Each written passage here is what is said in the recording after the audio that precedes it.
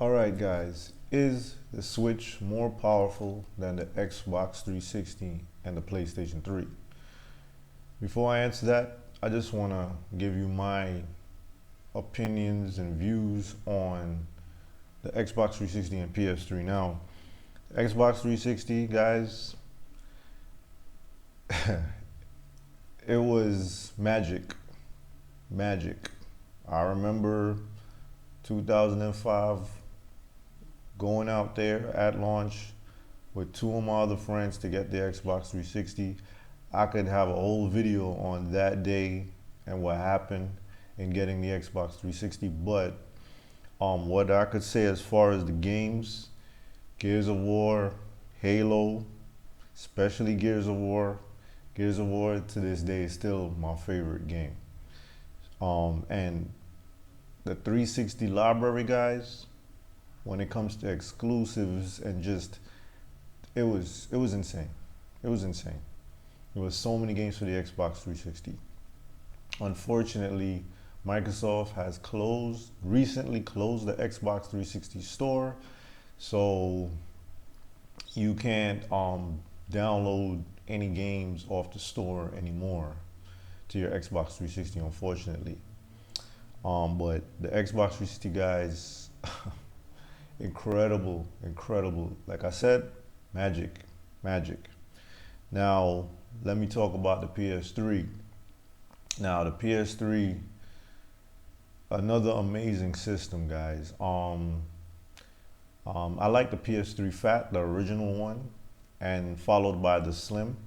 But the original PS3 model was able to play PS2 games as well as PS1 games. But from what I heard, all PS versions of the PS3 can play PS1 games, which is amazing. You know, understand? So now the PS3, it was the first time Blu-ray was introduced on console, Blu-ray technology. So you had games had the capacity to hold 25 to 50 gigabytes. And so I remember launch titles like Resistance and Motorstorm, going to my friend's house because I didn't have a PS3, but I went to my friend's house. Resistance, it's a first-person shooter. Motorstorm, an arcade racing game.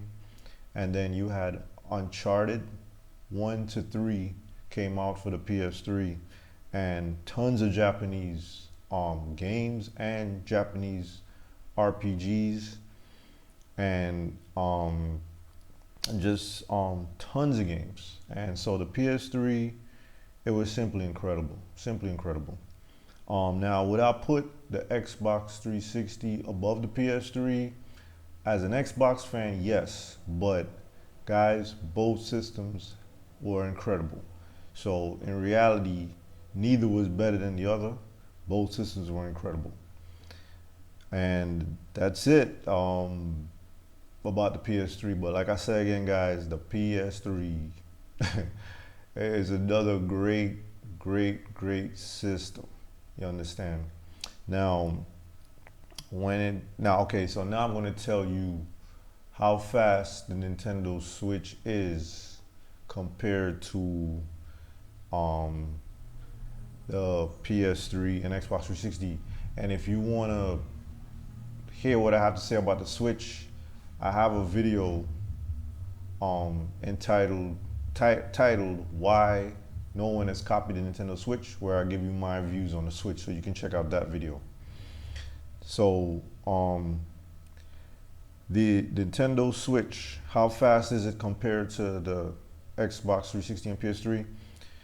Okay, the Xbox 3, this is based off of memory bandwidth. That's how I find out the speed of game consoles, by its memory bandwidth. So the Xbox 360 is capable of 22.40 gigabytes per second. The PlayStation 3 is capable of 20.80 gigabytes per second. So guys, that's like less than, what is that? That would be like less than 10%. Less than 10%. So the 360 was faster than the PS3 by 5%, which is you will not notice that difference on screen.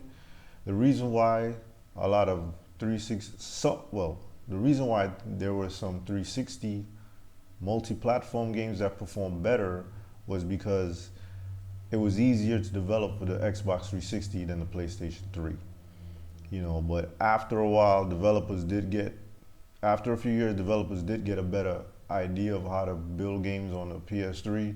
So it was pretty much neck and neck in multiplayer later down the line. But in the early days, the 360 was outperforming the PS3 in terms of multi-platform titles. So now the Nintendo Switch. So the 360 is 22.40, the PS3 is 20.80. Guys, the Nintendo Switch memory bandwidth is 25.60. So yeah, the Nintendo Switch is more powerful than the 360 and the PS3, which I'm excited about because there are so many Xbox 360 and PS3 games that can still come to the Switch. They're not on the Switch now, and they can still come to the Switch. In fact, recently, Sega just finally released a Yakuza game on the Nintendo Switch. You understand? So, but like I said, there are so many games that came out for the 360 and the PS3 that can be ported to the Switch, and the Switch can handle it because the Switch is more powerful than those systems. So the Switch is very capable, guys. I just want to talk about one game that I saw, which is Dragon Quest Heroes 1 and 2. That is a horrible port on the Switch. It's a horrible port because the PS3 versions, even though it's a Japanese import, it's only in Japanese, runs better than the Switch version. And again, the Switch is more powerful. So Square Enix, if you can re-release Dragon Quest Heroes 1 and 2, at least the PS3 version in English, that would be great. It's not a game that, a lot of people probably would care for, but I think that's a pretty cool game. So Square Enix, if you can re-release Dragon Quest Heroes 1 and 2 on the Nintendo Switch and the Xbox 360, the Xbox One, that would be great if you can do that, Square. So again, guys, the Switch is very capable, and I'm excited about that. That means that next year in 2025, 2026, games can continue to be ported to the Switch. And of course, I'm excited to see what the Switch 2 will be capable of. So we'll see. So that's the video for you today, guys.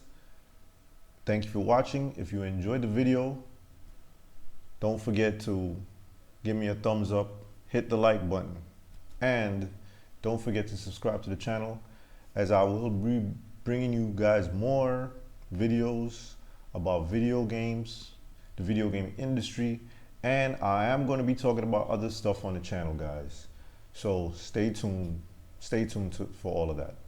So once again, thank you for watching. Take care. Peace.